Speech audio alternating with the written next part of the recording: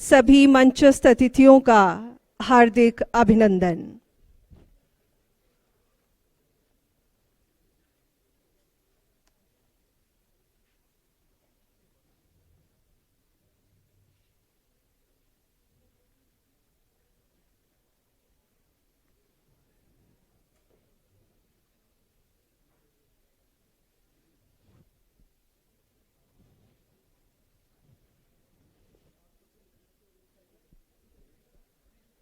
Rajasthan innovation vision Rajiv के तहत जन सूचना पोर्टल 2019 का लोकार्पण समारोह और समारोह के सभी अतिथियों के स्वागत स्वरूप हमारा आग्रह है श्रीमान डीबी गुप्ता जी से, मुख्य सचिव राजस्थान सरकार, आप माननीय मुख्यमंत्री जी का स्वागत करें।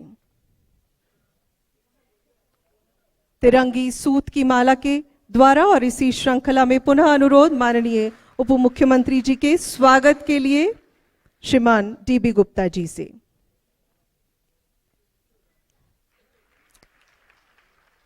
श्रीमान के राजू जी को आप माला भेंट करेंगे। हम अनुरोध करें प्रमुख शासन सचिव आईटी श्रीमान अभय कुमार जी से, आप स्वागत स्वरूप भेंट करें मिस रेनेटा लॉक डिजिविलियन को ये सूत की माला। दिल्ली उच्च न्यायालय के पूर्व मुख्य न्यायाधीश श्रीमान अजीत प्रकाश शाह जी को आग्रह कर रहे हैं आयुक्त डीओआईटी श्रीमान अमरीश कुमार जी से, आप जानी मानी सामाजिक कार्यकर्ता और अरुणा राय जी को ये सूत की माला स्वागत स्वरूप भेंट करें और जनाब वजाहत हबीबुल्ला साहब को भी ये माला भेंट करें। बहुत बहुत धन्यवाद। सुस्वागतम के संदेश के बाद अब आमंत्रित हैं मुख्य सचिव महोदय आदर के साथ श्रीमान देवेंद्र भूषण गुप्ता जी अपने संबोधन के लिए।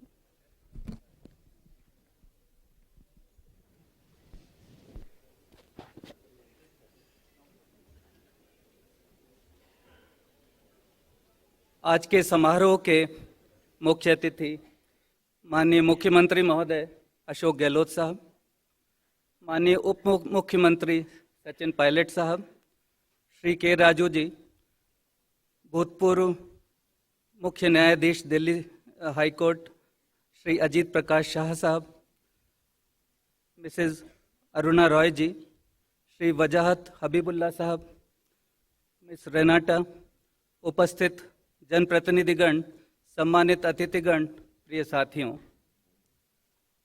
दुनिया के सबसे बड़े लोकतंत्र के सबसे युवा प्रधानमंत्री भारत रत्न स्वर्गीय श्री राजीव गांधी जी की 75वीं जयंती पर राजस्थान सरकार द्वारा शुरू की गई एक वर्षीय कार्यक्रम श्रृंखला जो राजीव के नाम से ही है, राजस्थान इनोवेशन विजन के तहत आज जन सूचना पोर्टल के लोकार्पण कार्यक्रम के सुअवसर पर मैं राज्य सरकार की ओर से आप समस्त उपस्थित महानुभावों का हार्दिक स्वागत करता हूं। आज राजीव गांधी जी हमारे बीच नहीं हैं, परंतु उन्होंने आम आदमी को सशक्त करने के लिए सूचना प्रौद्योगिकी की ताकत को आज से 35 साल पहले ही पहचानते हुए भविष्य के भारत की परिकल्पना की थी। उन्होंने 21वीं सदी में एक मजबूत नींव वाले राष्ट्र हेतु विकास का रचनात्मक रोड मैप बनाया था। राजीव युग को सुधारों के माध्यम से देश की दिशा और दशा दोनों ही बदलने वाले समय के रूप में जाना जाता है। राजीव गांधी जी द्वारा शुरू किए गए सुधारों की कड़ी में कदम आगे बढ़ाते हुए वास्तविक अर्थ में लोकतंत्र को आम आदमी के लिए सशक्त बनाने हेतु अक्टूबर 2005 में सूचना का अधिकार अधिनियम 2005 लागू किया गया, जिसके द्वारा सुशासन, सरकारी तंत्र में पारदर्शिता एवं जवाबदेही, जन भागीदारी और भ्रष्टाचार को कम करने के लिए नींव रखी गई। आज यह लोकतंत्र को मजबूत करने वाला 5वां स्तंभ माना जाता है। वर्तमान युग में सूचना ही ताकत है। इलेक्ट्रॉनिक प्लेटफॉर्म के माध्यम से सूचना के प्रसार की उपयोगिता को समझते हुए राज्य सरकार ने आरटीआई पोर्टल विकसित किया और अक्टूबर 2013 में इसे लाइव कर दिया। यह पोर्टल आरटीआई अधिनियम 2005 के तहत अनिवार्य सभी सूचनाओं और सेवाओं तक पहुंच प्रदान करता है। आरटीआई आवेदन एवं अपील को पोर्टल पर मेंटेन भी किया जाता है और उसको प्रोसेस भी उस पर किया जाता है। आरटीआई आवेदन एवं अपील को जब ये पोर्टल पे आता है तो राज्य सरकार की हायरकी में विभिन्न स्तरों पर इसकी सूचना की ट्रैकिंग भी होती है और रिपोर्टिंग की सेवाएं प्रदान होती हैं। यह राजस्थान सरकार और नागरिकों के बीच सूचनाओं के आदान प्रदान और प्रसार के लिए एक मध्यस्थ के रूप में कार्य कर रहा है। यह एक बाइलिंगुअल एप्लीकेशन है, यानी नागरिक हिंदी और अंग्रेजी दोनों के भाषाओं में ही आरटीआई आवेदन अपना दाखिल कर सकते हैं। वर्तमान में 24 विभागों के आवेदन, प्रथम अपील, द्वितीय अपील एवं शिकायतें इस पोर्टल के माध्यम से निस्तारित किए जा रहे हैं। सरकार और नागरिकों के बीच सूचनाओं के आदान प्रदान और प्रसार की दिशा में महत्वपूर्ण कदम उठाते हुए माननीय मुख्यमंत्री महोदय ने इस वर्ष के बजट में सार्वजनिक जवाबदेही कानून की घोषणा की। इसके लिए कार्य प्रारंभ कर दिया गया है और प्रथम कदम के रूप में जन सूचना पोर्टल, जिसका आज शुभारंभ होगा, ये विकसित किया गया है। विभिन्न विभागों की सूचनाओं के एप्लीकेशन प्रोग्रामिंग इंटरफेस, इनको इंटीग्रेट करके जन सूचना पोर्टल के माध्यम से आमजन को विभागों, प्राधिकरणों व निगमों में संधारित सूचनाएं आसान और निष्पक्ष तरीके से उपलब्ध कराई जा सकेंगी। यह सूचना के अधिकार अधिनियम 2005 की धारा 4 सब क्लॉज 2 की मूल भावना जो कहती है प्रोएक्टिव डिस्क्लोजर ऑफ इंफॉर्मेशन, उससे प्रेरित है। प्रथम चरण में सार्वजनिक इंटरफेस वाले 13 प्रमुख विभागों की 23 योजनाओं एवं प्रदान की जा रही सेवाओं जैसे सामाजिक सुरक्षा पेंशन, पालनहार, ग्रामीण क्षेत्रों में ओडीएफ, राजस्थान कृषक ऋण माफी योजना 2019, आयुष्मान भारत महात्मा गांधी राजस्थान स्वास्थ्य बीमा योजना, खाद्य सुरक्षा योजना के लाभार्थियों की जानकारी, उचित मूल्य की दुकानें, राशन कार्ड धारक, विशेष योग्यजन, श्रमिक कार्ड धारक, स्कूल शिक्षा के शाला दर्पण एवं शाला दर्शन की सूचना, महात्मा गांधी नरेगा, पंचायती राज संस्थाओं के विकास कार्य, मुख्यमंत्री निशुल्क दवा एवं निशुल्क जांच योजना, अल्पकालीन फसली ऋण 2019, न्यूनतम समर्थन मूल्य पर दलहन व तिलहन की खरीद, clearance report of district mineral foundation trust, forest rights act, community forest act, state resident data repository card धारक, ई मित्र कियोस्क, गिरदावरी से संबंधित धरा राजस्व अधिकारी मोबाइल ऐप, ऊर्जा विभाग में उपभोक्ता से संबंधित जानकारी व आवेदनों की सूचना और स्थिति, सूचना के अधिकार से संबंधित सारी सूचनाएं आज से ही, जैसे ही इसका शुभारंभ होगा, जन सूचना पोर्टल के माध्यम से नागरिकों को ऑनलाइन प्राप्त हो सकेंगी। यह पोर्टल आमजन के लिए सरकारी सूचनाएं प्राप्त करने के लिए ओपननेस की दिशा में एक बहुत अहम कदम साबित होगा, क्योंकि देश में इलेक्ट्रॉनिक सेवा वितरण कियोस्क की सबसे बड़ी चेन राजस्थान में ही है। राजस्थान विविधता की भूमि होने के कारण नागरिकों एवं सरकार के समक्ष जटिल चुनौतियां रही हैं। इन चुनौतियों से ई गवर्नेंस के समुचित उपयोग द्वारा निपटने के लिए मुख्यमंत्री जी द्वारा दिनांक 30 मार्च 2002 को ई मित्रा की परियोजना प्रारंभ की गई थी। उस समय मात्र बिजली और पानी के बिल इसमें इनकी सुविधा थी जमा कराने की। अब हम इलेक्ट्रॉनिक सर्विस डिलीवरी प्रारंभ करने वाले भारत के तब उस समय पहले राज्य थे और हमारे प्रयासों से प्रेरित होकर केंद्र सरकार ने वर्ष 2008 में कॉमन सर्विस सेंटर स्कीम शुरू की थी। उस समय शुरू की गई राजस्थान की यह पहल आज देश का सबसे बड़ा सर्विस डिलीवरी प्लेटफॉर्म है। देश में कार्यरत 2,50,000 के करीब सर्विस डिलीवरी कियोस्क हैं। उनमें से 65,000 से अधिक सर्विस डिलीवरी कियोस्क ई मित्रा के रूप में एवं 15,000 unmanned interactive self service kiosk जो ई मित्रा प्लस के नाम से जाने जाते हैं, राजस्थान में ही स्थापित हैं, जो कि देश में स्थापित कुल कियोस्क की संख्या का 32% है। आज इन कियोस्क के माध्यम से आमजन को सरकारी व गैर सरकारी क्षेत्र की 400 से अधिक सेवाएं पारदर्शी रूप से घर के नजदीक उपलब्ध कराई जा रही हैं। जन सूचना पोर्टल पर उपलब्ध सूचनाएं कोई भी नागरिक इन कियोस्क पर आसानी से प्राप्त कर सकता है। जब संपूर्ण भारत में राज्यों के लिए सर्विस डिलीवरी एक प्राथमिकता बन रही है, राजस्थान पहले से ही इलेक्ट्रॉनिक सर्विस डिलीवरी सुनिश्चित करने वाला अग्रणी राज्य बन चुका है तथा आम जन को सरकारी जानकारी इलेक्ट्रॉनिक रूप से प्रदान करने के मार्ग पर अग्रसर है। मुझे उम्मीद है हमारा जन सूचना पोर्टल सूचना के अधिकार को और अधिक सशक्त करने के लिए अनुकूल माहौल तैयार करेगा तथा सरकार द्वारा प्रदान की जा रही सुविधाओं की जानकारी, राजकोष के उपयोग की जानकारी एवं सेवाओं की गुणवत्ता तक आमजन की पहुंच सुनिश्चित कर प्रशासन में पारदर्शिता और जवाबदेही सुनिश्चित करेगा, जिससे लोकतंत्र और अधिक मजबूत होगा। Thank you very much. जय हिंद। मुख्य सचिव महोदय का बहुत बहुत धन्यवाद। और आइए देखते हैं एक फिल्म, क्योंकि आज संपूर्ण राष्ट्र कृतज्ञ है देश के पूर्व प्रधानमंत्री भारत रत्न स्वर्गीय राजीव गांधी जी का, जिन्होंने तकनीक के जरिए नए भारत की नई इबारत लिखी। Rajasthan innovation vision Rajiv. आइए देखते हैं इस पर लघु फिल्म।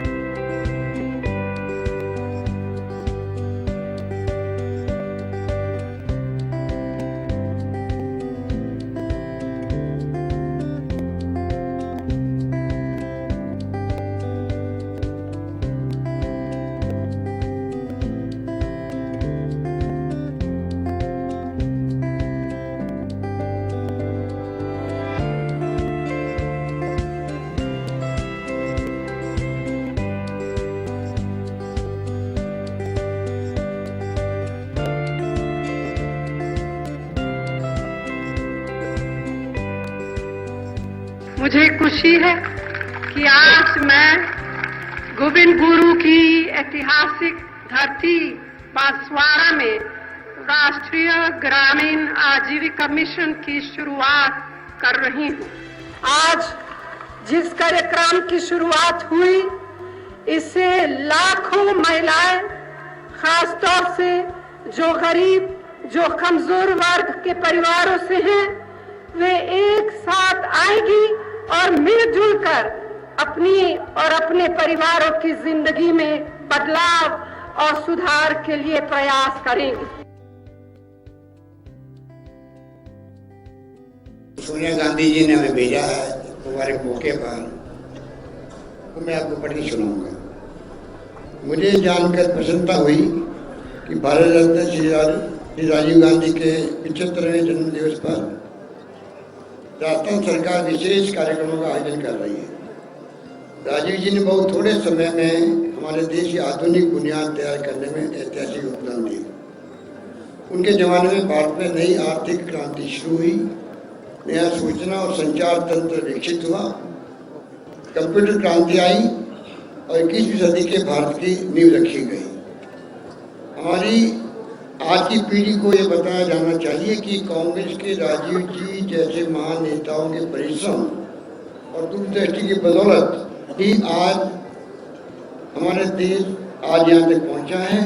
सामाजिक सद्भाव, राजनीतिक आचरण की मर्यादा और देश की प्रगति की दिशा में जितना कांग्रेस किया, किसी ने नहीं किया। राजीव जी पर केंद्रित कार्यक्रमों के लिए मैं अपनी शुभकामनाएं पेश करता हूँ।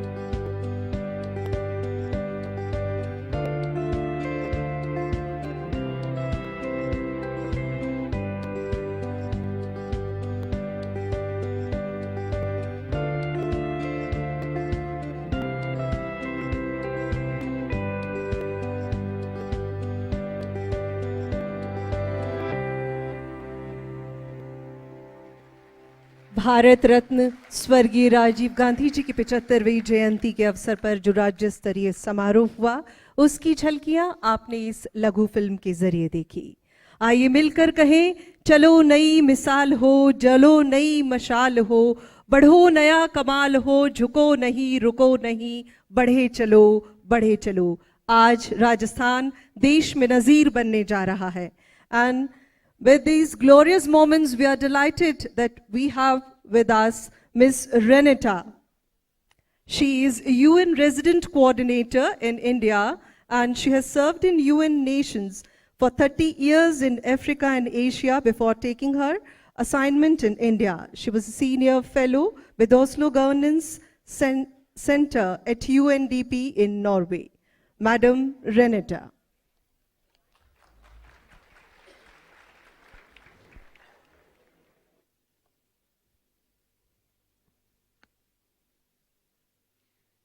Namaste, and a very good morning to all of you. Honorable Chief Minister, dignitaries on the panel, respected guests, members of the government and civil society. It's a great pleasure for me to be here with you today. As some of you perhaps know, I've only arrived rather recently in India, and this is my very first visit to the great state of Rajasthan. I'd like to start by telling you a little bit about some of my initial impressions on arriving in India. I've worked in Asia most of my life, but this is my first time serving in India. And several things have struck me since arriving that I wanted to share with you and that I think have relevance to the important launch that we're commemorating today.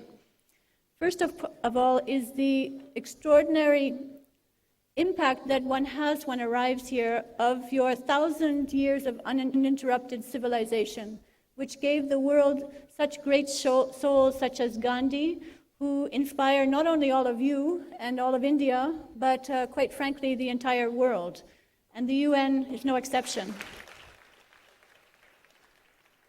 Many of the ideals and the philosophy of Gandhi are absolutely core to the UN's Charter and to the UN's moral fiber. So it's a great pleasure and an honor to come to India, which gave birth to such a great soul. With respect to today's launch, I wanted to highlight three things that have impressed me since arriving in India.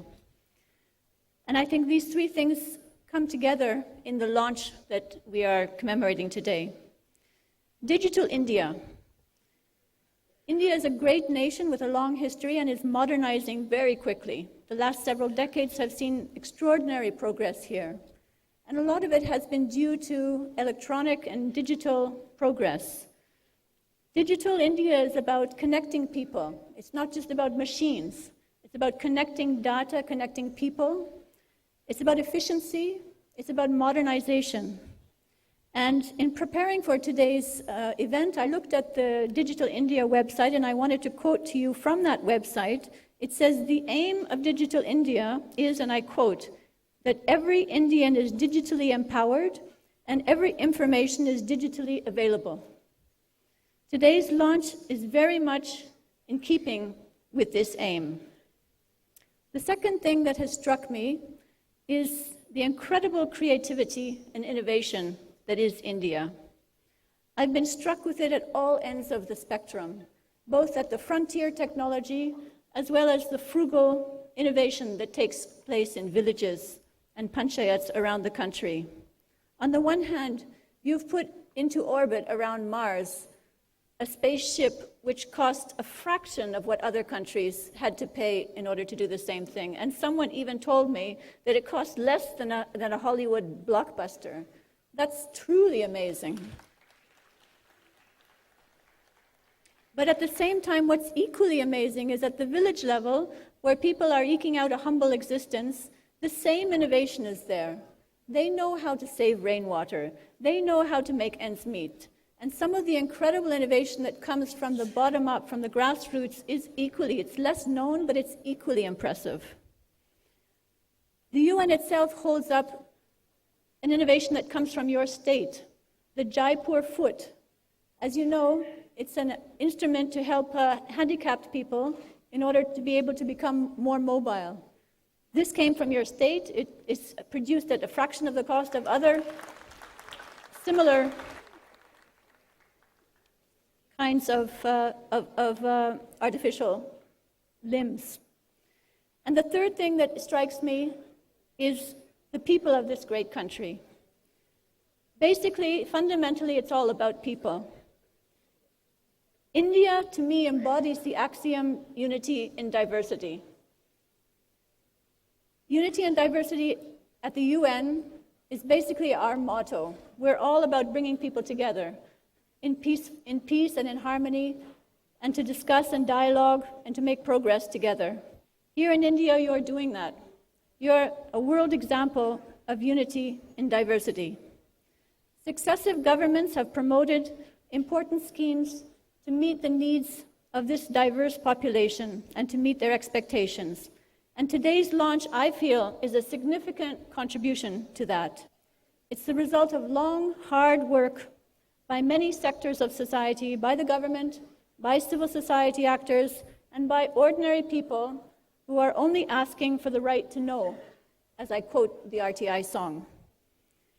Here at today's launch, we have Digital India, Indian innate creative innovation, and responsive governance to the needs and wishes of the people coming together in Jan Shushna. This initiative will help Rajasthan accelerate its progress towards the SDGs. And I know it will inspire other states across India to do the same, because as you know, the achievement of the SDGs is a fundamental obligation of all of us to help all of those who have not yet been served with the kinds of services that will bring about the achievement of these goals. So I'd like to end by congratulating the government of Rajasthan, the civil society of Rajasthan, and the people of Rajasthan for holding up this innovative digital means of helping people to achieve the SDGs. Thank you so much.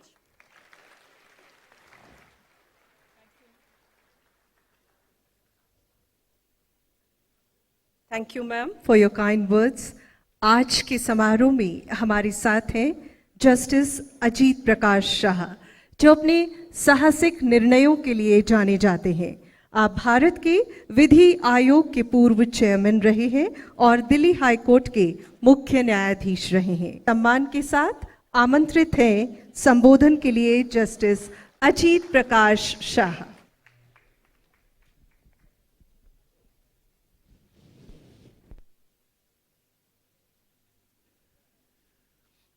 Honorable Chief Minister, Honorable Deputy Chief Minister, other dignitaries on the dais, distinguished ladies and gentlemen. I am truly honored to attend this historical event for the inauguration of Jana Suchana portal. This is a significant milestone in the trajectory of the right to information movement. I'll be addressing you very briefly on the important role played by RTI, especially Section 4 of the Act, which imposes obligations on the public authorities and mandates the state for suo motu release of certain information in ensuring transparency and empowerment in the functioning of a democratic government. Before starting, I want to go back in time for a bit. In 330 BC, one of the famous great Greek orator of the classical age, Aeschines, stood on the marble floors of an Athenian court and spoke of the importance of the public record. He said, "A fine thing, my fellow Athenians, a fine thing is preservation of the public records. For records do not change and they do not shift sides with traitors, but they grant to you, the people, the opportunity to know whatever you want." So 3,000 years back, the Greek orator said that this information gives you power. Almost 2,000 years later, James Madison, he was the 4th president of America, And he said, popular government without popular information or the means of acquiring it is prologue of farce or a tragedy or perhaps both. A people, now like us, who mean to be our own governors must arm themselves with the power which knowledge gives. Only the knowledge can give you power to aspire for self-governance. Now, views have common in idea that the public's right to information is the cornerstone of a democracy. This is the founding ideal or that gives priority to transparency or secrecy. Now, this Right to Information Act is not stated to be a fundamental right in the Constitution, but in the Constitution, our framers imbued the ideals of open government, accountability, freedom of speech and expression. So finally, the Supreme Court read right to information in the Constitution. Now, there are various justifications, and that's very important to bear in mind. Why do we need a constitutional right to information? And there are 4 justifications. I'll give some examples. One is this is integral to parliamentary democracy. A parliamentary democracy cannot succeed unless there is a right to information.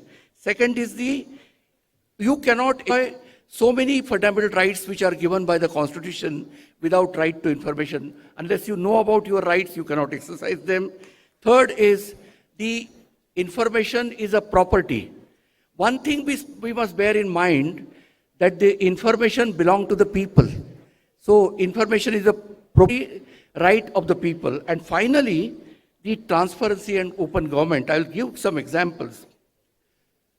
Not long ago, there was a debate on Aadhaar, by the Aadhaar, how much is saved by the government on Aadhaar. So that time the government actually, through RTI, the activate information on how many centers were blacklisted, how many cards were deactivated by UADAI, how many prosecutions were made under Section 47, how do you calculate the savings? And finally, you will be surprised to know that it was discovered that 9.97% of Aadhaar numbers were issued to people who already had two existing identification documents. So this tall claim that the Aadhaar only gives identity to every person in India is not correct. Another thing is, you must have heard about this Jana Dhana Yojana. Now, through RTI, information was brought to notice that 18 public bank sectors and 16 regional rural subsidiaries held 1 crore and 5 lakhs accounts with deposit 1. All 1 crore and 5 lakhs accounts have only deposit of 1. And then it was revealed that rupee 1 was put in the accounts by the bank officials themselves in order to reduce the number of tally of the zero balance. So this leads to a lot of debate. I mean, the concerns about this yojana, and surely, I mean, this ultimately leads to a open discussion on these issues. Now, how can you decide how can you exercise your other rights? Now, state gives you a plethora of rights. This could be exercised only when you know about your rights, and this is what the Right to Information Act gives you. Next is, as I said, information is the property. Who creates the information? I mean, the information is created by the government with your money, with the public funds. So the information which is there is for the benefit of the public.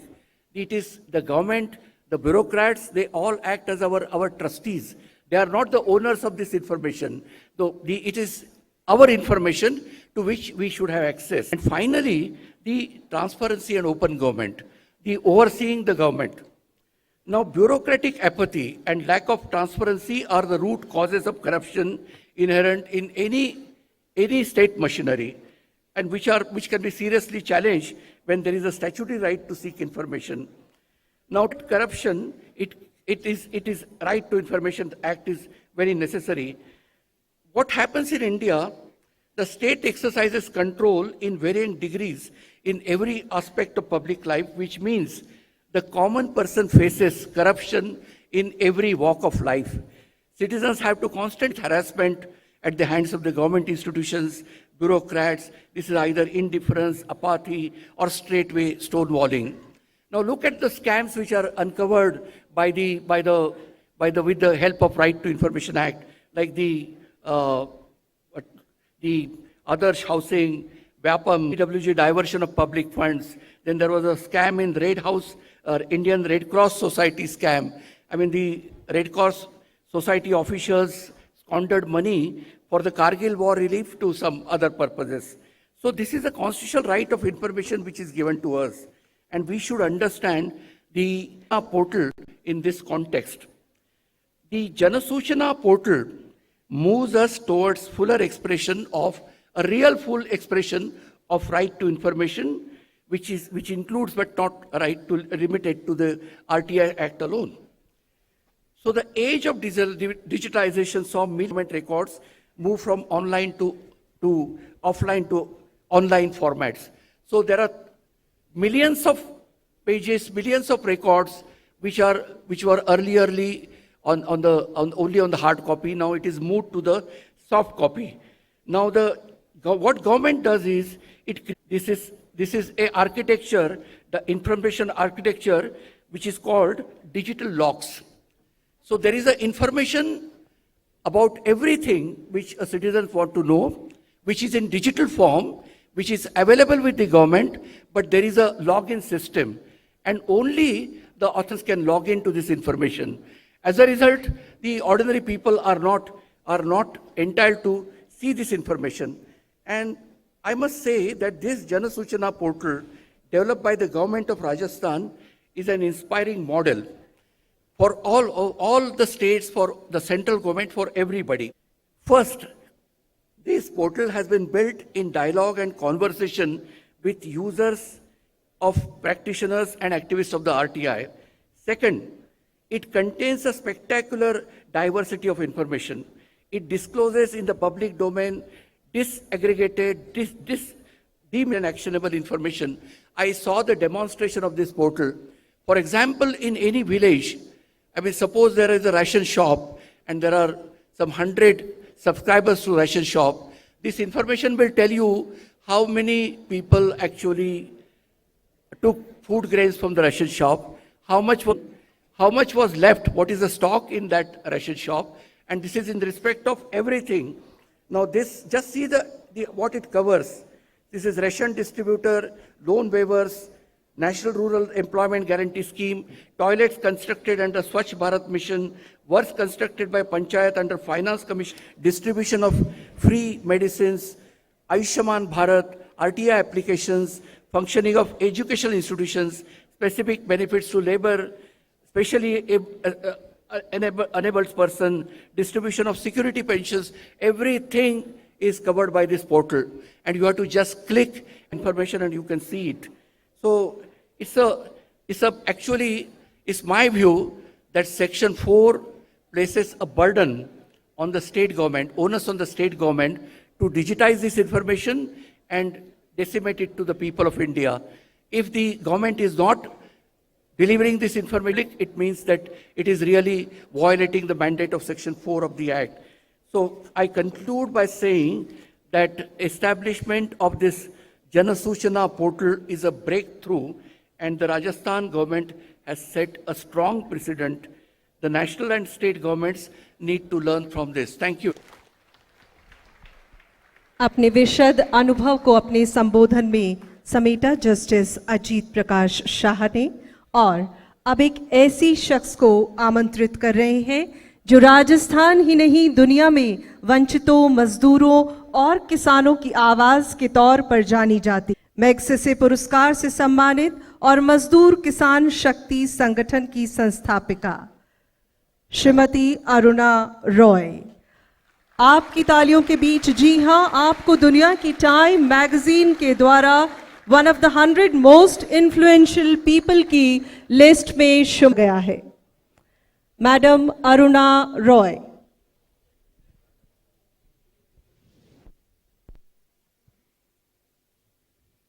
आदरणीय मुख्यमंत्री जी, आदरणीय उप मुख्यमंत्री जी, आदरणीय मुख्य सचिव, आदरणीय सारे आयुक्त से आए हुए पधारे सारे मेहमान, जस्टिस AP शाह जिन्होंने हमें आज यहाँ आकर उनके बातों बताकर हमें सच में और सशक्त किए हैं, और बैठे हुए सारे सम्मानित लोग, सिविल सोसाइटी के, सरकार के ब्यूरोक्रेट्स, सरकारी नुमाइंदे, सिविल सर्विस के लोग, सिविल सोसाइटी के लोग, ये आपको एक झलक दिखाता है कि ऐसा मुद्दा एक सामाजिक मुद्दा है जिसे किसी एक वर्ग को हम नहीं छोड़ सकते, मीडिया को भी शामिल करते हुए, क्योंकि मीडिया इसके ऊपर केवल रुकती है, मीडिया सूचना के अधिकार को इस्तेमाल भी करती है।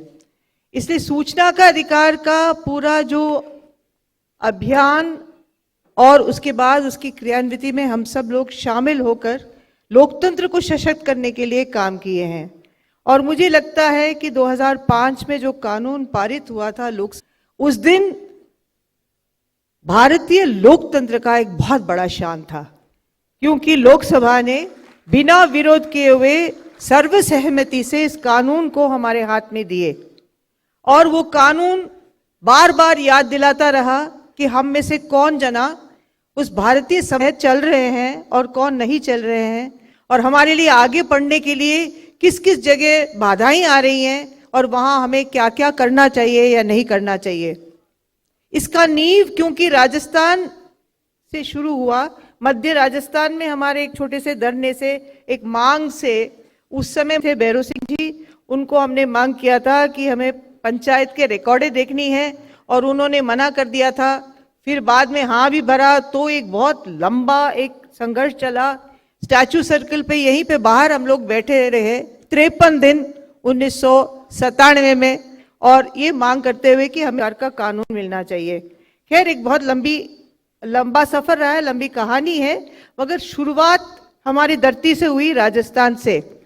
उसके बाद कुछ हमने कानून भी बनाया है, हम कुछ करते भी आ रहे हैं, मगर कुछ उस दबाव से हमारे यहाँ कुछ बहुत शानदार चीज नहीं हुई है। इस जन सूचना पोर्टल ने, जैसे आज आप देख रहे हैं, पूरे भारत के लोगों को वापस जयपुर बुलाया है, और हमारे राजस्थान के फिर हमारे मंशा को और हमारे क्रियान्विति को और हमारे आदर्शों को वापस स्थापित किया है। इसलिए जन सूचना पोर्टल के लिए हम लोग तालियां बजाएं, क्योंकि ये पूरा लोकतंत्र में और संविधान और सूचना के अधिकार के तहत जो भी काम हुआ है वो संवाद मांगता है। यदि हम वर्गीकरण में घुस जाएं कि भाई मैं सिविल सोसाइटी के हूं, आप सरकारी नुमाइंदे हैं, आप सरकारी कर्मचेता हैं, आप मीडिया हैं, आप व्यापारी हैं, आप गरीब हैं, आप अमीर हैं, तो ये चर्चा आगे नहीं बढ़ता है। मगर इस अभियान की ये खूबी थी कि इस देश के सारे लोग जो एक ईमानदार और सच्चा व्यवस्था चाह रहे थे, व्यवस्था को बदलने के लिए ये कानून बिल्कुल नए सिरे से हमारे लोकतंत्र में आया है। आज मैं बहुत खुश हूं कि यहाँ के DIT के बहुत सारे लोग, मैं उनका नाम भी पढ़ना चाहती हूँ, क्योंकि पर्दे के पीछे बहुत सारे लोग छिपे हुए होते हैं जो इस काम को असलियत में करते हैं। हम लोगों के मन में आती है बात, राजनीति है, उसके बाद पसीना बहना, उसको एक एक चीज को देखना, उसको क्रम में डालना, उसको ऐसे लोग करते हैं जो आम तौर पे छिपे हुए रहते हैं। As we say in English, they are invisible people who really build the system which delivers. So I would like to acknowledge also those people who are not visible. If I miss out some names, I'm sorry. मैं जहां तक संभव हो सबका नाम एक बार कहना चाहती हूँ। राजस्थान सरकार से of course the chief secretary and the secretariat में जितने लोग बैठे हैं, बट विशेष में अभय कुमार जो अभी प्रिंसिपल सेक्रेटरी हैं, अखिल अरोरा जो पहले थे, के शर्मा अब जो डायरेक्टर हैं, और हंसराज जी जो पूर्व डायरेक्टर रहे हैं, PK भारद्वाज और उनके साथ एक बहुत बड़ी टीम जो इस काम पे लगातार 2 साल से काम करती आ रही है।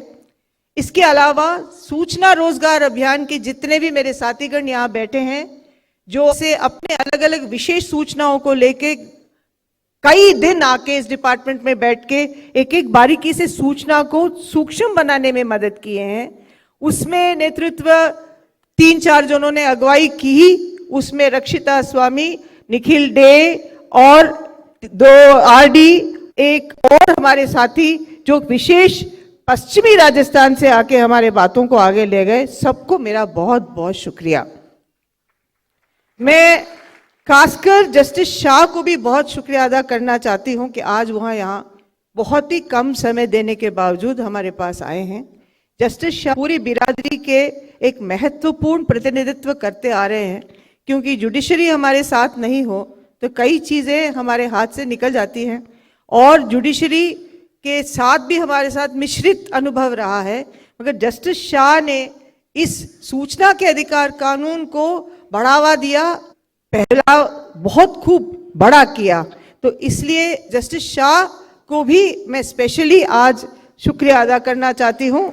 उनके कार्यकाल में उन्होंने क्या किया, उसके पश्चात भी क्या किया, और निडरता से सूचना और सच्चाई के साथ देने वाले ऐसे जस्टिस हमारे बीच में बहुत कम है। आज जाए तो बहुत अच्छा रहता, आज राजस्थान के जस्टिस दवे यहाँ ना आ पाए, मगर वो भी ऐसे एक शख्स है, और भी कई राजस्थान के जजेस और जस्टिसों ने हमारे साथ दिया। इसको हम डिजिटल डायलॉग कहते हैं, मतलब संवाद। डिजिटल क्योंकि वो शब्द है जिससे आप अपने मोबाइल फोन या कंप्यूटर या कोई चीज, एक नाम अंग्रेजी में डिजिटल आ गया है, मुझे हिंदी अनुवाद नहीं मालूम है, मगर जो आंदोलन संवाद से शुरू हुआ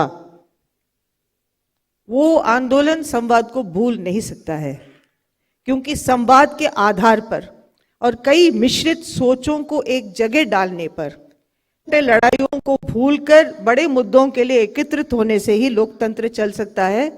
हमारी जो सरकार है वो सरकार हमारे लिए चल सकता है, और सरकार के लिए हम कुछ जो बुनियादी चीजें कर सकते हैं हम करें।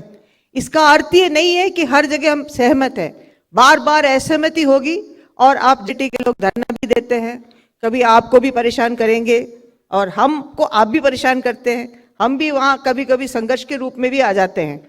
मगर बावजूद भी वो संघर्ष को सहना और संघर्ष को झेलना लोकतंत्र का एक बहुत बड़ा काम है, और यहाँ पर राजस्थान में इसकी एक परिपाटी बनी हुई है, आगे लेने का काम हम कर रहे हैं। तो हमें उसमें थोड़ी बहुत खुशी और उसके बाद गर्व होना चाहिए।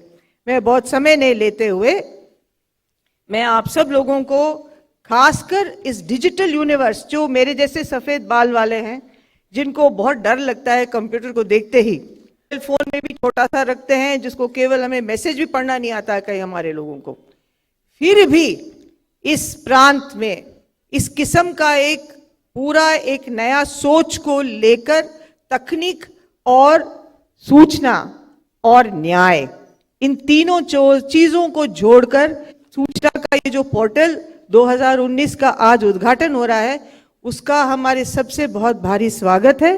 सरकार की राजनीतिक लीडरशिप की, सरकार में टेक्निकल इनपुट्स की, सरकार में सिविल सर्वेंट्स की भूमिका की, सबकी, और जितने इसमें श्रम हम लोगों ने लगाया है, और मेरा तो पूरा उम्मीद है इसको उपयोग करेंगे और वापस शिकायत लेके आपके पास आएंगे कि शिकायत होगी कि ये काम नहीं कर रहा है, इधर ये नहीं हो रहा है, उधर नहीं हो रहा है। तो शिकायत निवारण का भी कानून और उसके आगे भी काम करना ही पड़ेगा। ये ऐसा कोई ही नहीं है, मगर बहुत महत्वपूर्ण हमारे हाथ में एक यंत्र मिला है। तो आज हम लोग एक बार वापस ताली बजाएं जन सूचना पोर्टल के लिए और इसका स्वागत भारी रूप से करें। शुक्रिया।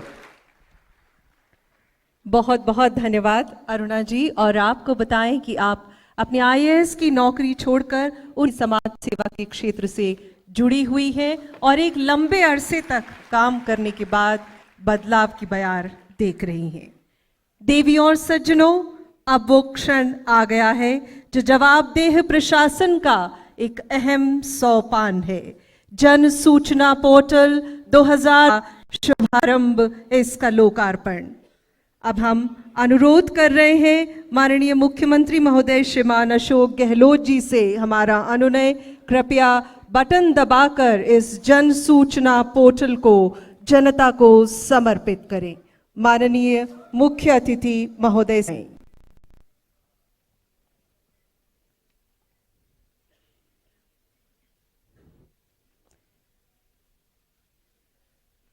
देवी और सज्जनों, मुक्त हृदय से गूंजे इस अभूतपूर्व क्षण के लिए आपकी तालियां और ये पोर्टल जनता को समर्पित 2019।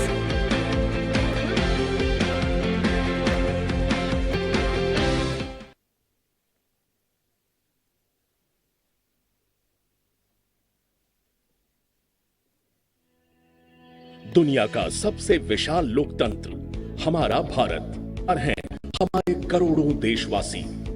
लगभग 1.5 दशक पहले इस आधार को और मजबूत बनाया एक ऐतिहासिक पहल ने, सूचना का अधिकार यानी आरटीआई। सन 2005 में श्रीमती सोनिया गांधी जी की अध्यक्षता सलाहकार परिषद में इस अधिनियम की परिकल्पना की गई, जिसे उसी वर्ष प्रधानमंत्री डॉक्टर मनमोहन सिंह जी की यूपीए सरकार ने लागू किया। इस अभूतपूर्व अधिनियम ने सरकार और जनता के बीच की हर दीवार को गिरा दिया और हर सूचना की ताकत पहुंचाई।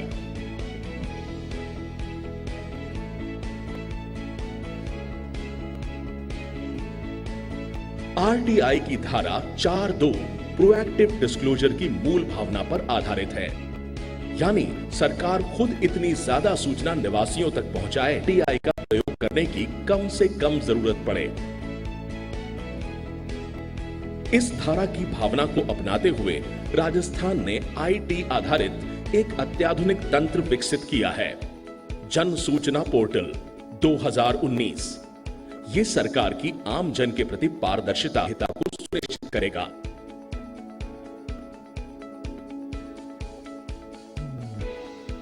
यह पोर्टल प्रदेश के हर निवासी तक कई विभागों की सूचना अपने आप और एक ही जगह उपलब्ध कराएगा।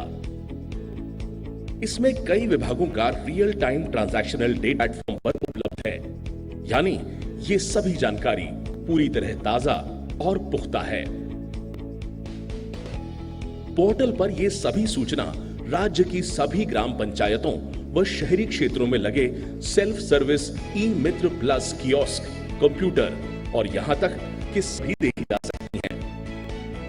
हाल ही में राज्य सरकार ने राजस्थान कृषक ऋण माफी योजना के तहत करीब 20 लाख किसानों का कर्ज माफ किया।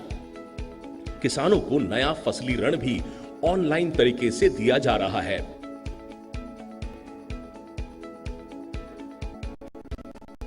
बायोमेट्रिक सत्यापन आधारित ये महाअभियान पारदर्शिता की एक बेजोड़ मिसाल है। प्रदेश के किसानों के ऋण माफी और लोन संबंधी ये सारे रिकॉर्ड भी पोर्टल पर उपलब्ध हैं। चलिए कुछ जीवंत उदाहरण को समझते हैं। ये हैं घनश्याम। घनश्याम का परिवार खाद्य सुरक्षा के तहत सरकारी राशन लेता है।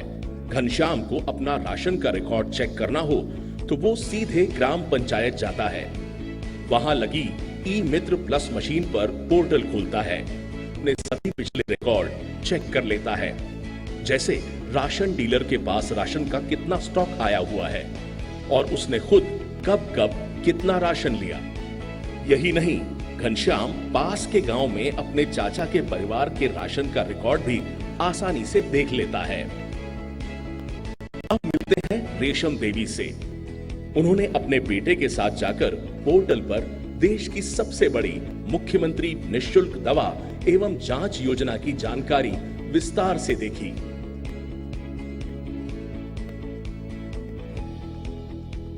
रामपाल जी अपने पोती पर पोर्टल खोलकर अपनी वृद्धावस्था पेंशन देख लेते हैं।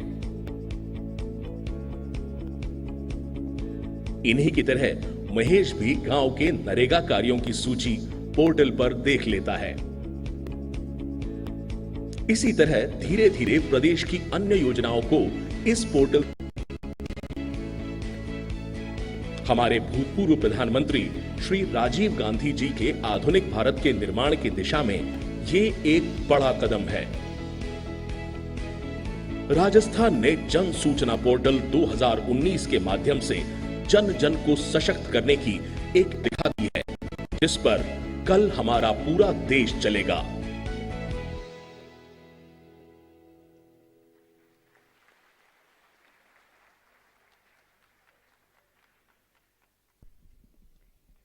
जी हाँ, जानने का हक है जनता का और स्वप्रेरक सभी सूचनाएं। प्रगति के पथ पर, बदलाव के रथ पर चल पड़ा है हमारा राजस्थान। और इस अवसर पर कांग्रेस अध्यक्ष श्रीमती सोनिया गांधी जी का शुभकामना संदेश।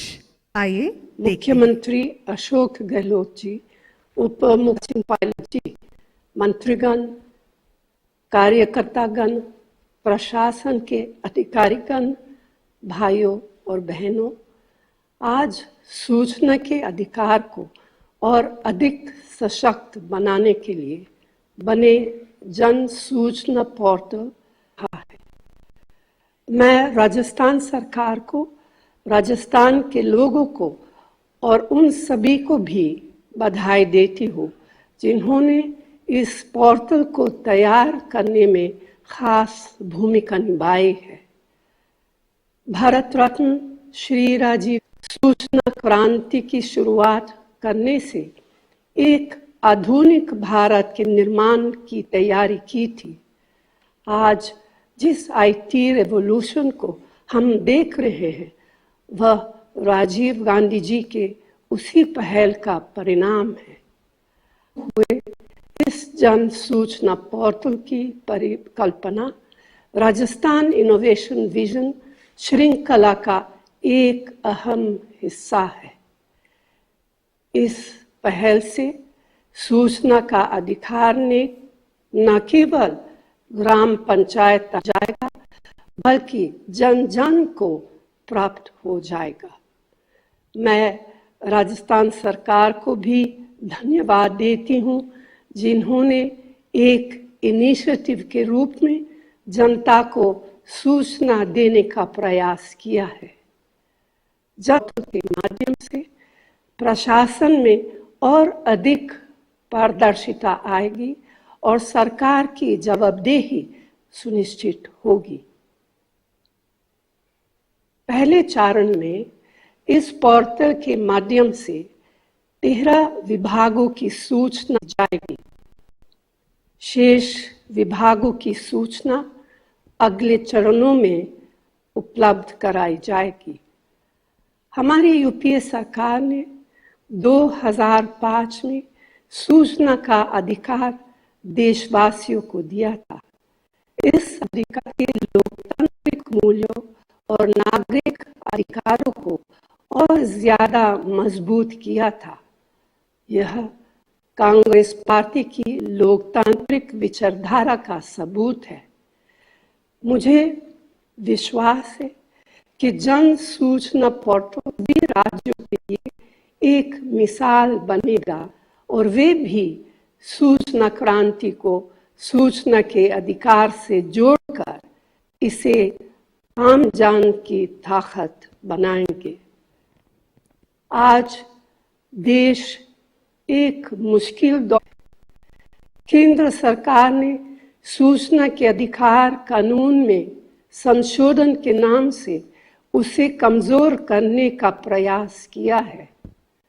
सूचना ही शक्ति है और इसी भावना को ध्यान में रखते हुए हमें साथ मिलकर इस जन शक्ति की रक्षा करनी है। मैं प्रदेश सरकार को बधाई देती हूँ कि उन्होंने विधानसभा में राजस्थान सामाजिक जवाबदेही कानून बनाने की घोषणा की है। लोक कल्याणकारी व्यवस्था एक कदम और आगे बढ़ेगी। यह वर्ष ऐतिहासिक है। इस साल पूरा देश राष्ट्रपिता महात्मा गांधी की 150वीं जयंती है।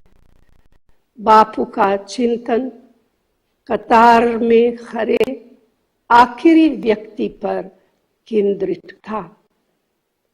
गांधी जी के दिखाए मार्ग पर चलते हुए राजस्थान में जन कल्याण और ये मजबूत कदम उठाए हैं। प्रदेश की जनता ने भी इन फैसलों का स्वागत किया है। मेरी शुभकामनाएं हैं कि मुख्यमंत्री श्री अशोक गहलोत, उप मुख्यमंत्री सचिन पायलट के प्रदेश सरकार ऐसे ही जनहित के काम करती रहे और प्रदेशवासियों की उम्मीदों पर खरी उतरे। धन्यवाद। जय हिंद। इस शुभकामना संदेश के ऊपर 2019 लोकार्पण समारोह में अब समय है माननीय उप मुख्यमंत्री महोदय श्रीमान सचिन पायलट जी के संबोधन का। माननीय उप मुख्यमंत्री महोदय।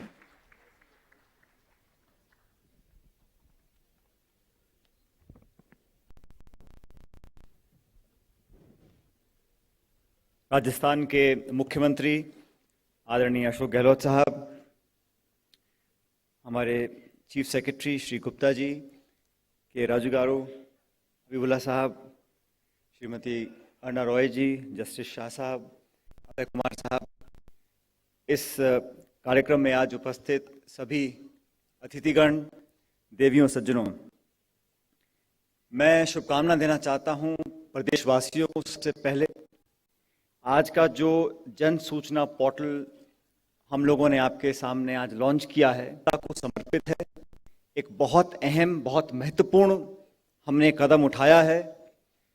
एक बटन दबाने से या एक पोर्टल को लॉन्च करने से कितने दूरगामी परिणाम और परिवर्तन हमारे जीवन में आएंगे, इसकी परिकल्पना हम अभी नहीं कर सकते हैं। लेकिन ये बात सच है, सरकार के क्रांतिकारी कदम उठाने के लिए 3 बातें बहुत आवश्यक हैं। पहली, स्वाभाविक रूप से वो टेक्नोलॉजी हमारे पास होनी चाहिए। दूसरा, एक लेजिस्लेटिव या कानूनी ढांचा हमारे पास होना चाहिए। तीसरा, सबसे महत्वपूर्ण, एक इच्छा शक्ति होनी चाहिए। और मुझे खुशी है कि राजस्थान देश में पहला राज्य है जहां 1 दर्जन विभागों की सभी सूचना जनता के सामने है। और मुझे इस बात की खुशी है कि लाखों करोड़ों लोग जरूरतों को एक बटन के दबाने से पूरा कर सकेंगे। साथियों, हम ही अपने अरुणा जी को सुना, ये इतना बड़ा देश है, इतना बड़ा राज्य है, यहां कोई भी एक वर्ग सिर्फ राजनेता या सिर्फ प्रशासनिक अधिकारी मिलके प्रदेश का कल्याण कर सकें अकेले, ये संभव नहीं है। आज इस मंच पर, इस सभाघर में ये प्रमाणित हुआ है कि जब सरकार और समाज मिलकर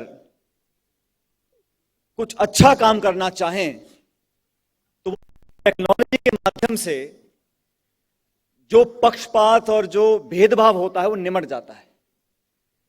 जब हम बटन दबाएंगे तो ये कोई नहीं पूछेगा कि आप किस जाति के हैं, किस धर्म के हैं, किस बिरादरी के हैं, कितना कमाते हैं, कहां रहते हैं। और ये जो आरटीआई के बारे में आज बात कर रहे हैं, फ्रीडम ऑफ इंफॉर्मेशन था, लेकिन सोनिया गांधी जी ने यूपीए चेयरपर्सन बनने के बाद जब कानून पारित हुआ तो वो राइट टू इंफॉर्मेशन हुआ। अधिकार हमारे पास होना चाहिए सूचना का। और 15 सालों के बाद जब 2005 में आज एक और बहुत अहम और महत्वपूर्ण कदम हम लोगों ने उठाया है आप सब लोगों के सहयोग के साथ। पेंशन, राशन, सामग्री, जानकारी अगर उपभोक्ता और मतदाता को है तो जमाखोरी, घूसखोरी, बेईमानी, इन सब से निजात। ऐसा मानता हूं अरुणा जी कि असली चुनौती इसके क्रियान्वयन में है। ये बहुत बेहतरीन एक पोर्टल है, लेकिन ये तभी कामयाब होगा जब इसमें जन सहयोग मिलेगा। मैं जानता हूं कि सरकार पूरी तरह समर्पित है इसको कामयाब करने के लिए, और प्रदेश की सरकार, हमारे तमाम अफसर हम ज्यादा व्यापक बनाना है। मैं तो मानता हूं एक शुरुआत है। इस एक शुरुआत के बाद इतना जोर ये पकड़े कि और विभागों के साथ साथ मांगे आए। जब जब व्यक्ति का हस्तक्षेप होता है सरकार की योजनाओं को देने में, तब तक मानव प्रवृत्ति ऐसी है कि हमारी इच्छा उस बीच में आ जाती है। और जब टेक्नोलॉजी के माध्यम से काम होता है तो सब लोग बराबर होते हैं, यही अधिकार होता है। और मुझे खुशी है कि आज महात्मा गांधी जी के 150वें वर्ष जयंती पर प्रदेश की सरकार ने साल भर आयोजन किए हैं, कार्यक्रमों के हम लोग करने जा रहे हैं। राजीव गांधी जी जिन्होंने सपना देखा था कि देश, भारत देश 21वीं शताब्दी में उन अग्रिम देशों की श्रेणी में आए जो दुनिया के सामने जाकर एक नौजवान और अद्भुत भारत का प्रदर्शन हम लोग कर सकते हैं। ये अक्सर कहा जाता था साथियों कि रेलवे लाइन, सड़कें, जो देश के दुनिया के प्रमुख देश हैं, उसकी क्वालिटी के हमारे पास इंफ्रास्ट्रक्चर नहीं है। लेकिन ये कांग्रेस की सरकार थी, यूपी की सरकार थी। अब श्रेय कोई भी लेना चाहे, लेकिन 2004 में हम लोगों ने संकल्प लिया था कि हमारा जो पोर्ट, एयरपोर्ट, रेलवे लाइन, हो सकता है वो पुराने जमाने के हों, हम धीरे धीरे बदलाव करेंगे, लेकिन टेक्नोलॉजी का जो इंफ्रास्ट्रक्चर है वो 21वीं सेंचुरी का हो। ऑप्टिकल फाइबर गांव गांव तक पहुंचे, ब्रॉडबैंड गांव गांव तक पहुंचे, और आखिरी छोर पर जाकर वाईफाई हम लोग अपनी 2.5 लाख पंचायतें जो पूरे देश में उनको दें। ये मनमोहन सिंह जी और सोनिया गांधी जी की सरकार प्राप्त हुआ केंद्र की सरकार में आईटी के डिपार्टमेंट में काम करने का। और अब जिसको डिजिटल इंडिया बोलते हैं, इसका 80% काम मनमोहन सिंह जी की सरकार में हो चुका था, जहां 80% गांवों तक ब्रॉडबैंड हमारी सरकार पहुंचा चुकी थी। लेकिन हमने संघर्ष इस बात का किया कि हम टेक्नोलॉजी रहे हैं, कंप्यूटर पहुंचा रहे हैं, लेकिन अगर पूरे इंटरनेट पे, पूरी टेक्नोलॉजी में काम सिर्फ अंग्रेजी में होगा तो हमारे नागरिकों को उसका फायदा कैसे मिलेगा। हमने अंतर्राष्ट्रीय स्तर पर ये कई संघर्ष किए 3-4 सालों तक कि भारत की जो भाषाएं हैं उनको मान्यता मिले। तो हिंदी, बांग्ला, कन्नड़ा, तमिल राष्ट्रीय स्तर पर मान्यता मिले, ताकि सॉफ्टवेयर डेवलपमेंट, प्रोग्रामिंग, वेबसाइट्स वगैरह हमारी भाषाएं में हों। छोटे छोटे देश, ताइवान, मलेशिया, इन सब भाषाओं को मान्यता मिल चुकी थी। लेकिन आज जो हिंदी का हम प्रचलन देख रहे हैं, ये इसलिए हो पाया कि कई साल पहले हम लोगों ने कहा कि दुनिया को पता होना चाहिए कि 1 करोड़ लोग इस देश में रहते हैं और भारत की जो 27-25 भाषाएं हैं उनको मान्यता मिले। और जब तक सरल भाषा में, आसान तरीके से किसी भी पोर्टल में हम लोग अगर जानकारी लेना चाहें और वो जटिल हो जाए, मुश्किल हो जाए, तो लोग उसको ज़्यादा इस्तेमाल नहीं करते हैं। इसलिए हमारी कोशिश रहेगी, इसलिए मैं सबका सहयोग भी चाहता हूं कि इस पोर्टल का तरीके से, और कहीं अगर कमियां आए, जैसा अभी बोल रहे थे अरुणा जी ने इस बात का जिक्र किया, शुरुआत में हो सकता है कुछ कमियां आए, लेकिन सरकार की नीयत और सरकार की नीति बिल्कुल स्पष्ट है। कमियां भी अगर होंगी उसको हम सुधारेंगे, लेकिन जन सहयोग के साथ, सिविल सोसाइटी के साथ हम लोग मिलकर आने वाले समय में इस प्रकार की सूचना पोर्टल एक बहुत अद्भुत उदाहरण सबके सामने उभर कर आए। मैं अंत में धन्यवाद देना चाहता हूं उन सभी लोगों का, अरुणा जी की टीम का, निखिल डे जी का, इन सब ने सहयोग किया। और साथियों, आप सब जानते हो सरकार बदली है तभी सुनने वाले वही लोग होते हैं, लेकिन जो दिशा निर्देश दिए जाते हैं, ये काम पहले भी कर सकते थे, ये काम किसी और राज्य में हो सकता था, लेकिन ये हमारी सरकार है, आप लोगों की सरकार है, जहां पर एक नई सोच हमने पैदा करी और सरकार बनने के 9 महीने के बाद आज ये जन पोर्टल हम लोगों ने आपके बीच में लॉन्च किया है। मैं धन्यवाद देना चाहता हूं मुख्यमंत्री जी का, गुप्ता जी को किया।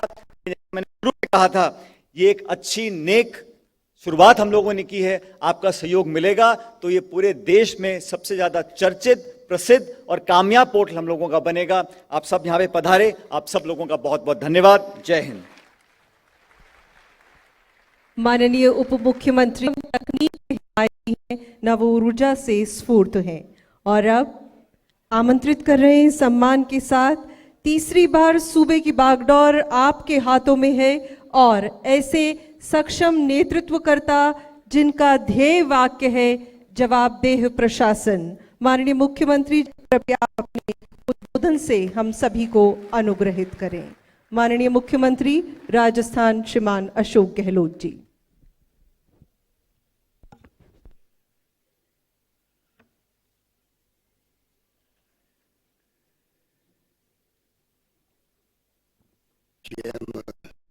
जी, परमादरणीय श्रीमती अरुणा राय जी, पूर्व मुख्य न्यायाधीश अजीत प्रकाश शाह साहब, पूर्व सूचना आयुक्त आदरणीय बरहत हबीबुल्ला साहब, पूर्व सलाहकार के राजू साहब, मुख्य सचिव डीवी गुप्ता जी, नेता लोक डेजलियन UN resident coordinator in India, principal secretary Abhay Kumar ji, सामने विराजमान मंत्रीगण, विधायकगण, वरिष्ठ नेतागण, सोसाइटी के साथी, उपस्थित भाई और बहनों, नौजवान साथियों, मेरे पूर्व वक्ताओं ने आपको विस्तार से सब बात बताई और मेरे लिए भी ये प्रोग्राम राजनीतिक रूप से भी और भावात्मक रूप से भी बहुत महत्व रखता है। भावात्मक रूप से इसलिए कि अरुणा राय जी से, निखिल डे से मेरी जान पहचान नहीं थी। जब मैं 20 साल पहले मुख्यमंत्री बना, उसके पहले भी थी 4-5 लाख की, जब मैं जोधपुर जिले के किसी गांव में दौरे कर रहा था। अरुणा राय जी और ये लोग धरना पे बैठे हुए थे ब्यावर के अंदर। इनकी मांग थी कि सूचना का अधिकार मिलना चाहिए जनता को। मुझे वो शब्द बहुत अच्छे लगे। की बात तो ठीक बोले जा रहे हैं। मैं इनको जानता नहीं था, सुनते थे कि एक्टिविस्ट के लोग हैं। उस वक्त मैं प्रदेश कांग्रेस अध्यक्ष भी था। धरना चल रहा था यहाँ पर स्टेशन सर्कल पर। इन लोगों का तत्कालीन, तो मैं धरना स्थल पर गया मिलने के लिए इनसे। इनकी मांग को मैंने समझा क्योंकि वो न्यूज मैंने पढ़ रखी थी और मैं बहुत कन्विंस हुआ। संयोग से थोड़े समय बाद में मैं खुद ही मुख्यमंत्री बन गया।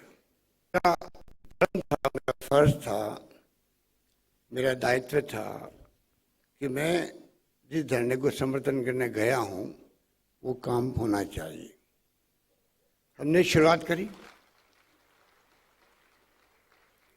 सूचना का अधिकार प्रशासनिक आदेश जारी किया, वो अरुणा राय को मंजूर नहीं था। ये बहुत लड़को महिला है, दिखती सीधी शादी है ये आईएएस से इस्तीफा देके मैदान में कूदी हुई है।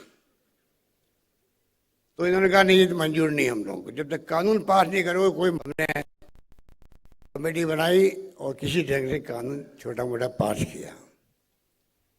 तो मुझे खुशी है कि इनका संघर्ष जारी रहा और जब यूपी गवर्नमेंट बनी, एनडीए ने प्रयास किए, वो बेमन से किए, तो पर्सन बनी। अरुणा राय जी उसकी सदस्य थी, के राजू साहब भी सेक्रेटरी बने और सबने मिलकर के, और भी मेंबर थे, सबने मिलकर के एक शानदार ऐतिहासिक कानून राइट टू इंफॉर्मेशन, ये पूरी दुनिया में उसके ऊपर सराहना हुई थी। वहां से शुरुआत हुई और एक सफर तय करते करते यहां तक पहुंचे। अब जो ये वर्तमान सरकार इवेंट किए हैं, उससे लोगों को आशंकाएं पैदा हो रही है। राज्यों का अधिकार है सूचना आयुक्तों को नियुक्त करने का, उनके क्या क्या तनख्वाह होगी, क्या ग्रेड होगी, वो अधिकार भारत सरकार को लेने का कोई उनको। मैं समझता हूँ कि ये जो आज का कार्यक्रम है, जिसमें हम लोग चाहते हैं जन सूचना पोर्टल के माध्यम से जो आरटीआई कानून में सेक्शन 4 है, उसके माध्यम से हम लोग जनता को सूचना स्वयं दे रहे हैं। कि जो आरटीआई कानून बना, उसमें सरकारों की जिम्मेवारी है, जो सरकारें हम निभा नहीं पाते हैं, कि आम जनता को सूचना स्वतः ही मिलनी चाहिए, मांगने की जरूरत नहीं होनी चाहिए। और उसकी शुरुआत आज आप सब लोग पधारे हुए ऐतिहासिक प्रोग्राम के अंदर, आप सबका स्वागत है। हमारे राजस्थान भर के लोग आए, राजस्थान के बाहर के भी आए, एक्टिविस्ट भी आए हैं, सिविल सोसाइटी से संबंधित साथी आए हैं। उन सबका मैं यहाँ पर स्वागत करता हूँ कि आप इस सफर में आगे बढ़ते जाएं। राजस्थान सरकार आपको हमेशा आपके साथ खड़ी मिलेगी, ये मैं आपसे वादा करना चाहता हूँ। सोनिया गांधी जी की बहुत इच्छा थी प्रोग्राम आने की, अरुणा राय जी के और निखिल डे के इन्विटेशन, तो वो आ नहीं पाई थी, तो उन्होंने आज संदेश भेजा। उनके लिए हम उनका शुक्रिया अदा करते हैं कि उनका कमिटमेंट जो है, आपने देखा वो खुद ही एक्टिविस्ट की तरह ही है। सोनिया जी की जो सोच है वो एक्टिविस्ट की तरह है, देश के लिए, गरीब के लिए,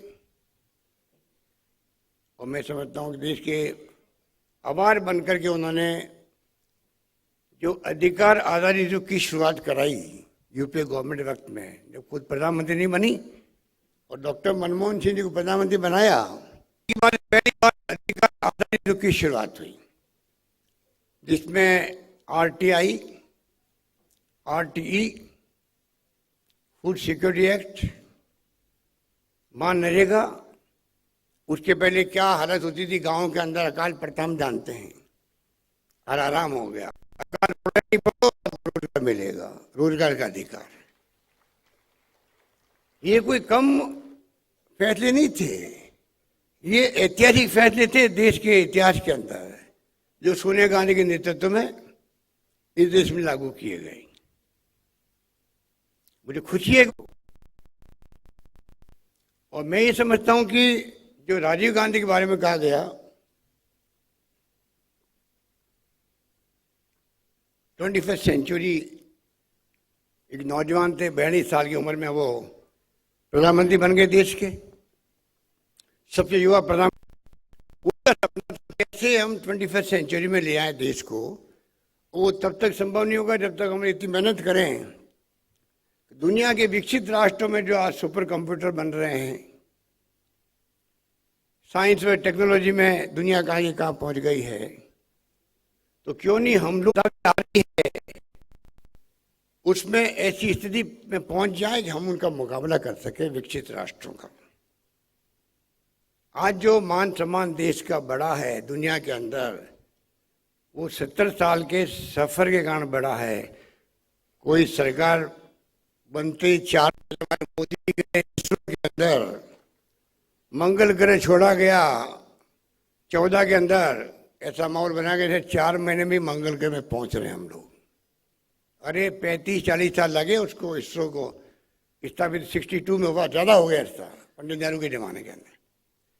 तो ये बनते हैं, जिसका आधारभूत ढांचा बनता है, जिस पर आज हम खड़े हैं। हम दूसरे मुल्कों की तरह, पाकिस्तान की तरह डिपेंडेंट नहीं है दुनिया के मुल्कों पर, सब तरीके से आज हम पैरों पे खड़े हैं।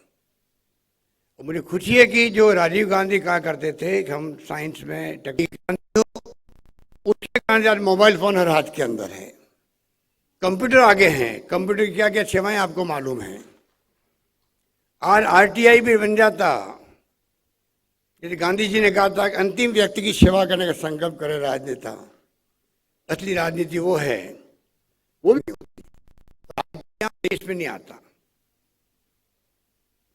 और जब कंप्यूटर की बात की गई तो हमारे नेताओं ने, जो विपक्ष में आज सत्ता में हैं, इनके बड़े नेताओं ने बैलगाड़ी में लेकर के पार्लियामेंट आए थे, बैलगाड़ी लेकर के, ये कांग्रेस वाले जो हैं, राजीव गांधी कंप्यूटर आ रहा है और कंप्यूटर आएगा तो 100 लोगों का काम एक आदमी करे, वो एक कंप्यूटर करेगा तो बेरोजगारी फैल जाएगी। ये सोच थी। आज तो उसका उपयोग कर रहे हैं, दुरुपयोग कर रहे हैं, सोशल मीडिया के माध्यम सब कुछ हो रहा है, देख रहे हैं आप लोग। उपयोग की बजाय दुरुपयोग हो रहा है। उस वक्त क्या कहते थे, तो फिर चाहूंगा आपको कि गांधी जी भी एक्टिविस्ट थे। जब उनको जोहान्सबर्ग में रेल से उतारा गया, बाहर फेंका गया, तो उनमें गुस्सा पैदा हुआ। रात भर स्टेशन में पड़े रहे, सोए रहे, गुस्सा उन्होंने पाल लिया दिल के अंदर। गुस्सा पालना शरीर को सीखना चाहिए। जो गुस्सा पालेगा वो कुछ कर पाएगा, कुछ इख्तियार बना पाएगा, जो गांधी जी ने बनाया।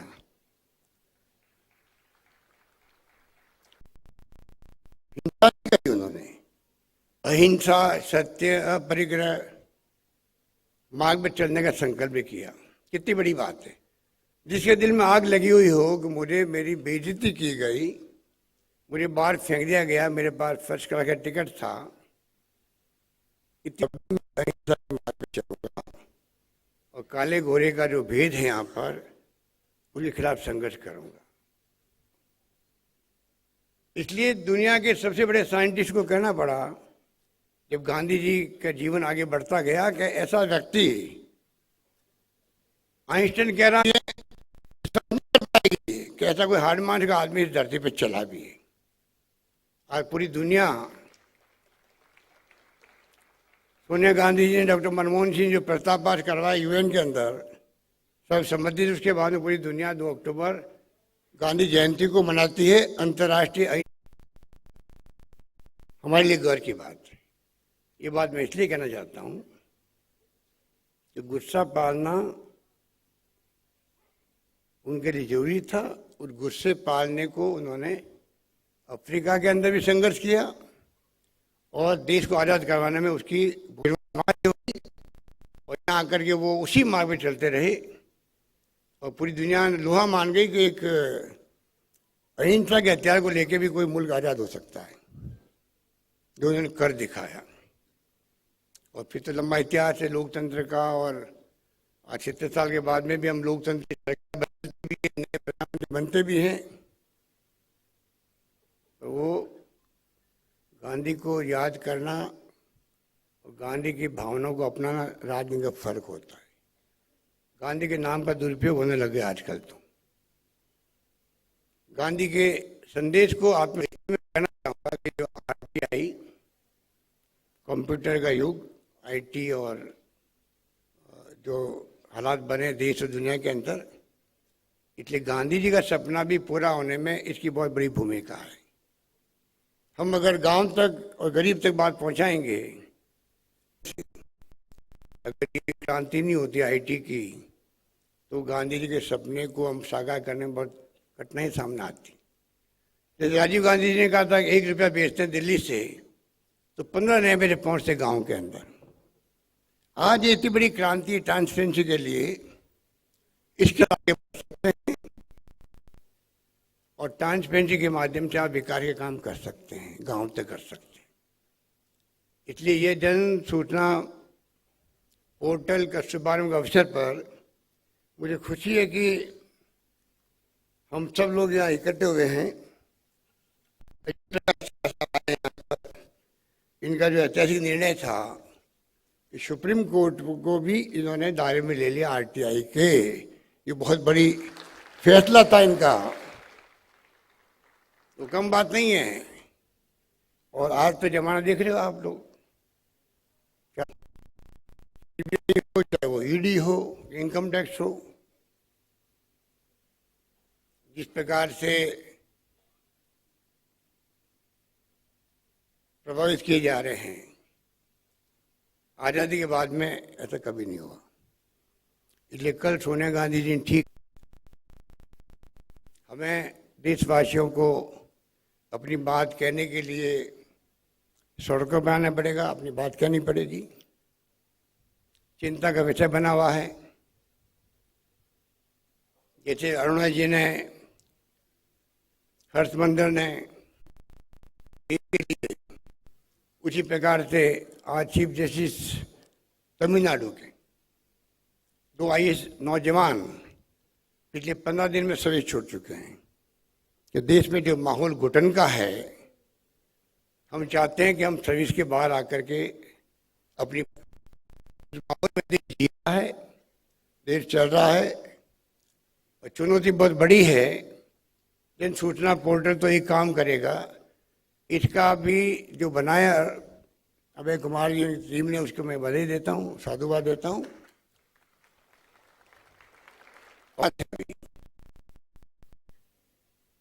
शुरुआत की गई, इसमें बहुत लंबा सफर तय करना पड़ेगा और नई नई फैसले करने पड़ेंगे। हम चाहेंगे कि राजस्थान मॉडल बने देश के अंदर, और मॉडल बन के रहेगा, क्योंकि इसका बीज जो है आप जो आए हो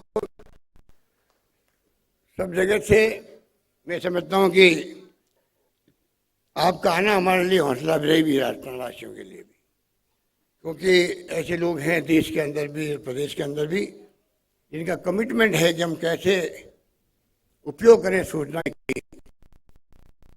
सरकार पूरी तरह से प्रोत्साहन देगी। मुझे याद है कि मैं दूसरी बार मुख्यमंत्री बना था तब मैंने 3% बजट का, 3% बहुत बड़ा होता है, पैसा मैंने हर विभाग के लिए रखा था, आईटी के लिए रखा था।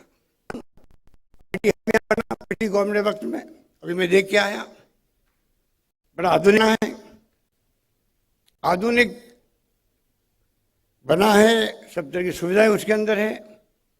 पूरा उपयोग हम करेंगे यहाँ के नौजवानों के लिए, जो स्टार्टअप के नौजवान हैं, सुविधाएं वहाँ मिलेगी उनको।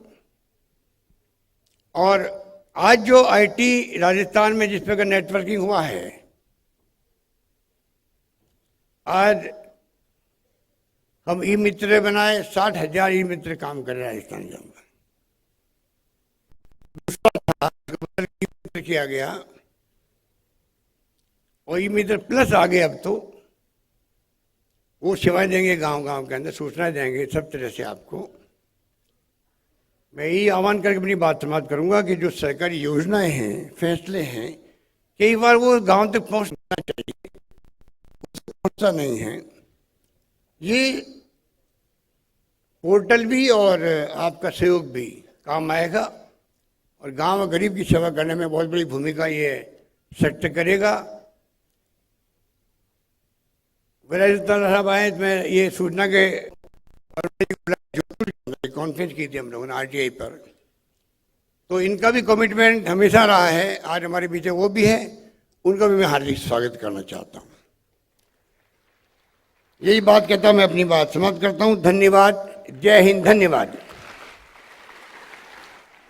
मुख्यमंत्री महोदय का प्रेरक संबोधन के लिए। और देवियों और सज्जनों, यकीनन आप जानना चाहेंगे पिछले 1 साल से पर्दे के पीछे रहकर जिस टीम ने इस पोर्टल को विकसित किया है, आपको उससे रूबरू करवा रहे हैं। और जिस टीम ने सबको यहाँ जमा करने का बीड़ा उठाया और आपकी बुलंद तालियों की हकदार है वो टीम श्री R.K. शर्मा, अतिरिक्त निदेशक प्रभारी ई मित्र परियोजना एवं जन सूचना पोर्टल 2019। साथ ही digital dialogue civil society team चित्र के लिए श्रीमान प्रवीण भारद्वाज जी, संयुक्त निदेशक तकनीकी प्रभारी ई मित्र परियोजना एवं जन सूचना पोर्टल 2019, सुश्री इशिता गुरुतु, सुश्री शिप्रा खंडेलवाल, श्री उमर फारूकी, सुश्री पूजा रुथला, शिता स्वामी, विनीत भांबू, तोलाराम, सरफराज, पारस बंजारा, शिशिर, कमल, रूपम, विकास और R.D. व्यास।